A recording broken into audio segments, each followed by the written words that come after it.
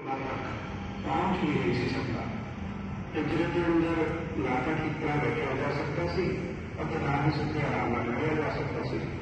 गुरु जी ने अपने प्यारे सिखा भाई मधुदास जी, भाई समीदास जी और भाई दयाला जी दियां शहीदियां अपनियां अखां नाल देखियां सन और उन्होंने चेहरा बिल्कुल नरोल सी, ना डर ना खौफ, बस गुलामी की चमक सी।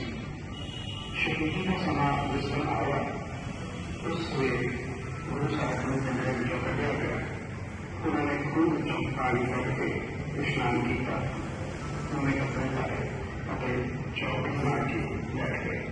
उन्हें शांत नाम जगत जी साहब का पाठ किया, जिस दौरान जनाब ने तलवार चलाई और गुरु जी का पावन शीश तब तो अलग हो गया।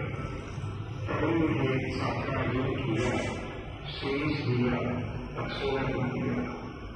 श्री गुरु तेग बहादुर साहब जी जब पटवारी में चतुर्थे हुए शहीद किया गया और उस वे दिल्ली में हजारों वासी शाही शब्दता के मंजर देखने में उठे जुड़े हुए सन।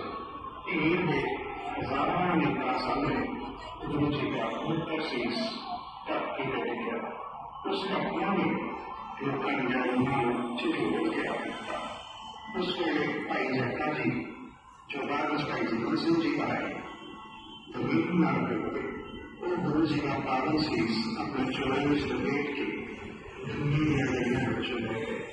रात का निवासी पर उस नौजवान सिख देने से एक ही जान से यह शीश श्री अनंतपुर साहिब पहुंचना ही है। अगला दिन जन्म तो पहला ही भाई जैता जी श्री अनंतपुर साहिब पर रवाना हो गए।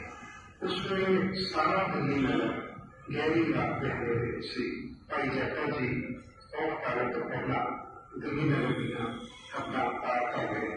श्री गुरु तेग बहादुर साहब जी का शीश दिल्ली को श्री अनंतपुर साहिब के पहुंचाने पछाड़े भाई जैता जी ने जो राह अख्तियार किया उस सोनीपत, पानीपत, करनाल, कराली, अंबाला, दमोह, नागा साहब और श्री कीरतपुर साहब मुख्य स्थान पाते हैं।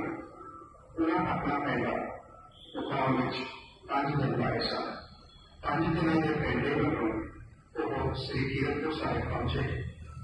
फिर गुरु जी का शीश श्री गुरु गोबिंद राय जी का श्री अनंतपुर साहब पहुंचाया गया, जिथे पावन शीश का संस्कार किया गया।